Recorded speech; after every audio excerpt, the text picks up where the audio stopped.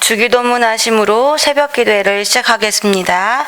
하늘에 계신 우리 아버지여, 이름이 거룩히 여김을 받으시오며 나라가 임하시오며 뜻이 하늘에서 이루어진 것 같이 땅에서도 이루어지이다. 오늘 우리에게 일용할 양식을 주시옵고 우리가 우리에게 죄 지은 자를 사하여 준 것 같이 우리 죄를 사하여 주시옵고 우리를 시험에 들게 하지 마시옵고 다만 악에서 구하시옵소서. 나라와 권세와 영광이 아버지께 영원히 있사옵나이다. 아멘. 찬송가 88장 함께 들으시겠습니다.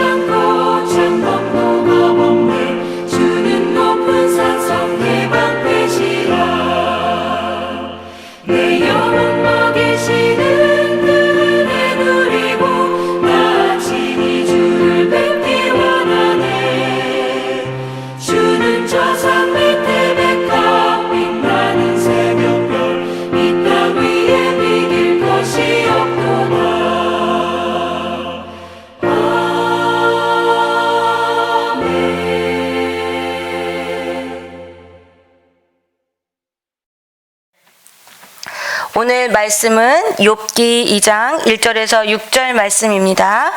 오늘 말씀은 욥기 2장 1절에서 6절 말씀입니다. 다 찾으셨으면 한 목소리로 2장 1절부터 6절까지 함께 합독하도록 하겠습니다. 시작. 또 하루는 하나님의 아들들이 와서 여호와 앞에 서고 사탄도 그들 가운데 와서 여호와 앞에 서니 여호와께서 사탄에게 이르시되 내가 어디서 왔느냐. 사탄이 여호와께 대답하여 이르되 땅을 두루 돌아 여기저기 다녀왔나이다. 여호와께서 사탄에게 이르시되 내가 내 종 욥을 주의하여 보았느냐. 그와 같이 온전하고 정직하여 하나님을 경외하며 악에서 떠난 자가 세상에 없느니라.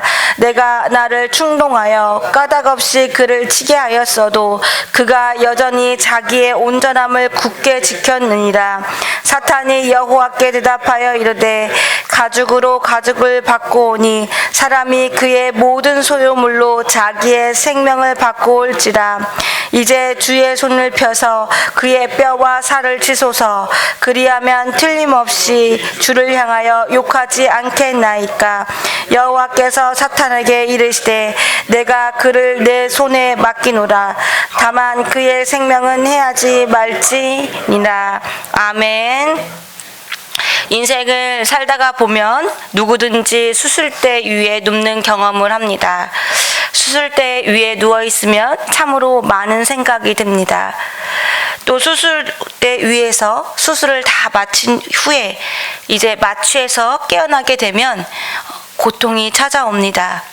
질병을 낫기 위해서 수술을 했지만 오히려 수술하기 전보다 더 아픈 경험을 하게 됩니다. 일상이 무너지게 됨을 느낍니다. 소변줄 때문에 화장실을 갈 수도 없고 음식을 입으로 섭취할 수도 없게 됩니다. 자세를 바꾸려 해도 마음대로 되지 않습니다. 수술대 위에 눕기 전에 했던 모든 일이 수술 후에는 불가능한 일이 되게 됩니다.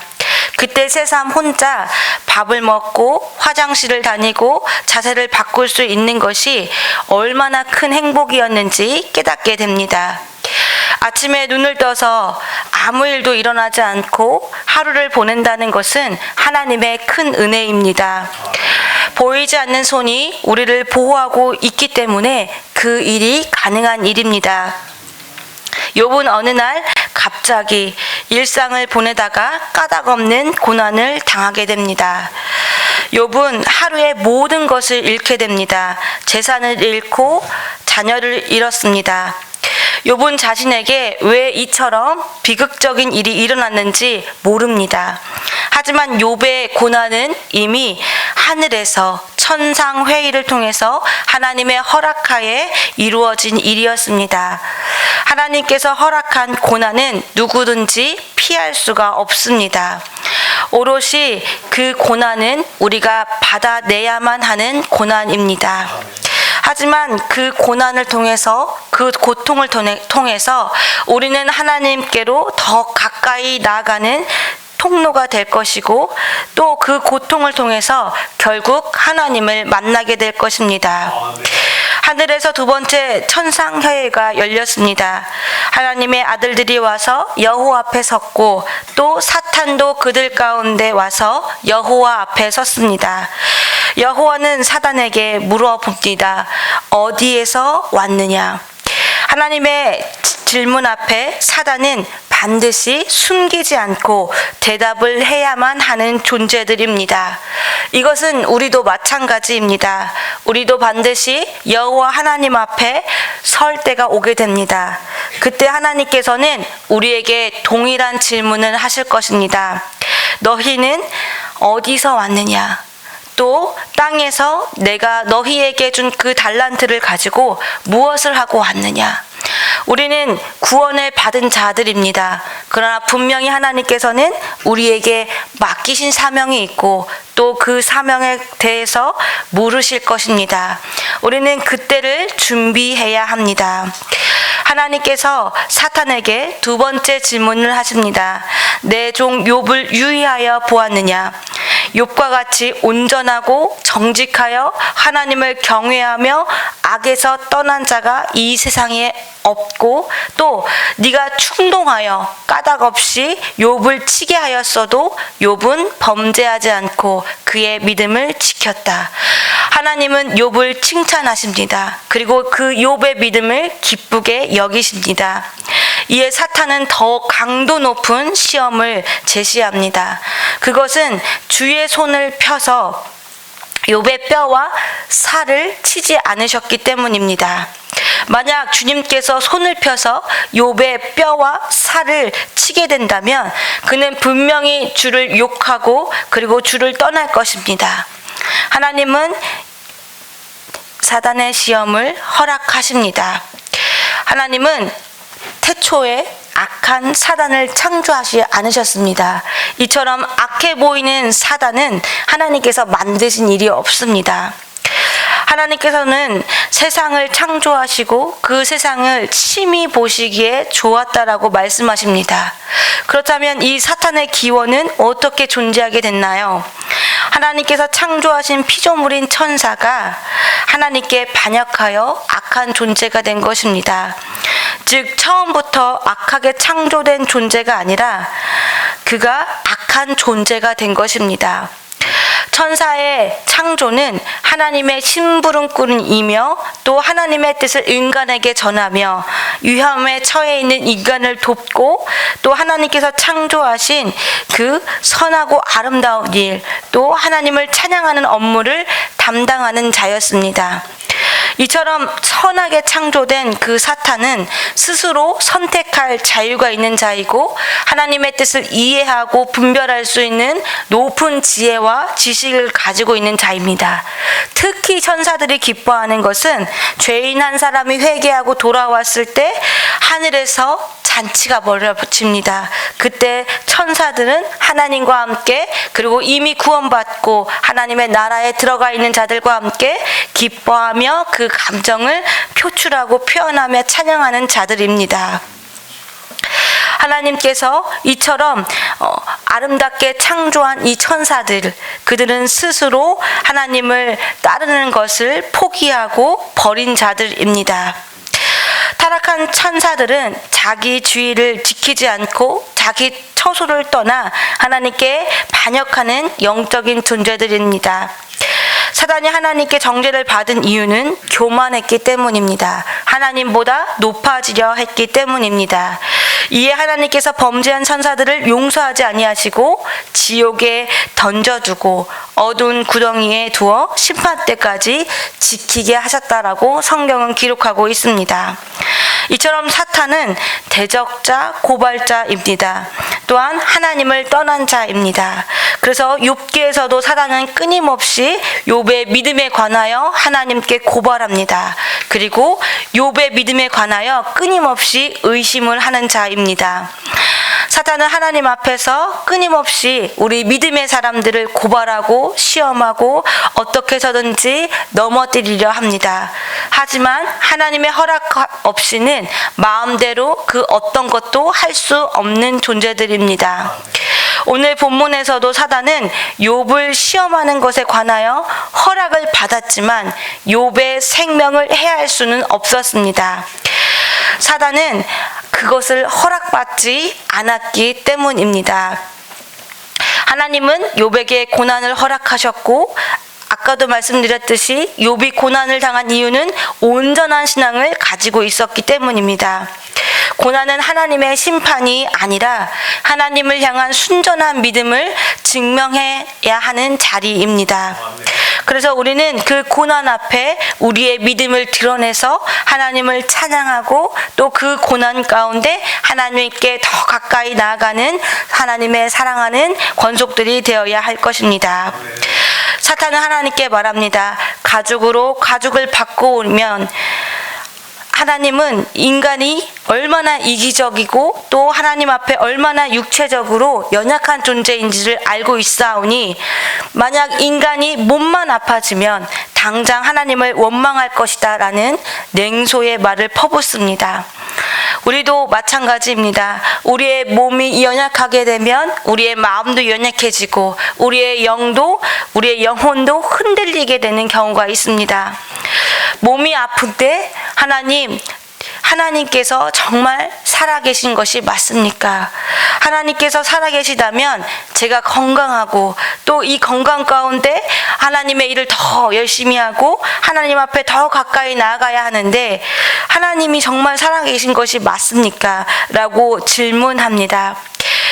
만약 사단의 말도 마찬가지입니다. 하나님께서 건강과 복을 주셨기 때문에 욥은 믿음을 가지고 하나님 앞에 나아오는 것입니다. 만약 욥에게 질병과 뼈와 살을 찌르는 고통을 주기만 하면 욥은 당장 하나님을 떠날 것입니다. 이렇게 끊임없이 인간과 하나님 사이에서 서서 우리의 사이를 갈라 놓으려 하는 존재가 바로 사단인 것입니다. 그러나 하나님은 이 싸움에 하나님의 이름을 걸고 하나님의 명예를 걸고 욥을 신뢰합니다. 내 자녀는 내가 그에게 주는 조건 때문에 나를 예배하는 자가 아니다. 내 자녀는 나를 사랑하고 그리고 아무것도 없어도 나를 예배하는 자이다. 얼마든지 욥을 시험해 보아라. 그리고 그 욥을 시험하되 절대 그의 생명만은 건드리지 말라. 이것이 하나님의 마음입니다. 고난에는 반드시 한계선이 있습니다. 하나님께서 그 한계선을 정해 주셨습니다. 생명은 하나님의 손에 있습니다. 우리가 아무리 육체적 질병으로 인하여 고난을 당할지라도 그 생명을 지켜주시는 분은 하나님이십니다. 하나님은 사탄에게 욥의 몸을 치도록 허락하지만 반드시 그의 생명은 해하지 말라는 엄격한 한계를 정해 주십니다. 사탄은 결코 젖는 자가 아닙니다. 뭐든지 다 할 수 있는 자가 아닙니다. 오직 젖는 자는 하나님 뿐이십니다. 하나님의 허락 없이는 한 걸음도 걸어갈 수 없는 것이 바로 사탄의 존재들입니다. 마귀가 우리의 삶을 사방으로 흔들어 놓을지라도 하나님이 그어 놓으신 생명의 안전선은 절대로 넘어갈 수가 없습니다. 하나님께서는 죽음 이후에도 우리의 생명을 건지시고 죽음 이후에도 우리를 생명을 구원해낼 분이심을 믿으시길 바랍니다. 고난의 강도와 시간은 마귀가 결정하는 것이 아니라 우리를 사랑하시는 하나님 아버지가 결정하십니다.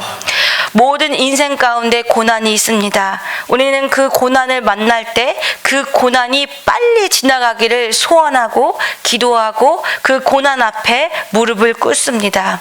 하지만 우리가 아무리 그 고난이 빨리 지나가길 원하고 그 고난이 우리를 피해가길 원할지라도 반드시 모든 인생에는 고난이 오고 그리고 그 고난을 통해서 하나님께서는 우리에게 하나님의 모습을 보여주시는 분이십니다. 하나님은 결코 우리가 감당하지 못할 시험을 허락하지 않으시는 분입니다. 승리와 생명은 안전하게 하나님의 손에 붙들려 있음을 믿으시길 바랍니다. 갑작스런 까닭없는 고난 앞에서 하나님을 더욱 신뢰하는 하루가 되시길 부탁드립니다. 오늘 받는 그 고난에도 반드시 끝이 있으며 또한 하나님과 동행하며 고난을 잘 통과하게 됐을 때 하나님을 만나는 축복이 우리에게 있음을 반드시 기억하는 하루가 되시길 바랍니다. 오늘도 하나님의 백성으로 하나님을 신뢰하며 사단 앞에서 시험을 승리하는 우리 성도님들 되시길 바라며 이 시간 주여 한번 부르짖고 기도하도록 하겠습니다. 주여, 사랑하는 하나님, 아버지 하나님, 욥은 까닭 없는 갑작스런 고난 앞에서도 믿음을 저버리지 않고 하나님을 더욱 신뢰하며 하나님 앞에 더욱 가까이 나아갔습니다. 주님, 고난에는 반드시 끝이 있으며 또 그 고난을 통해서 하나님에게 우리에게 지혜를 주시옵시고 또 하나님을 더 알게 하시니 감사를 드립니다. 하나님, 우리가 고난 앞에서 하나님을 향한 순전한 믿음을 증명하는 자리가 되게 하여 주시옵소서. 고난 앞에서 우리의 믿음이 흔들리지 않게 하여 주시옵시고 그 고난에는 반드시 한계선이 있음을 기억함으로 하나님, 그 고난 앞에서 우리가 슬퍼하고 낙심하는 것이 아니라 오직 믿음으로 그 고난을 견디며 주님께서 주실 축복을 바라보는 자들 되게 하여 주시옵소서. 하나님, 고난 가운데 눈을 들어 하나님을 바라보게 하여 주시옵소서.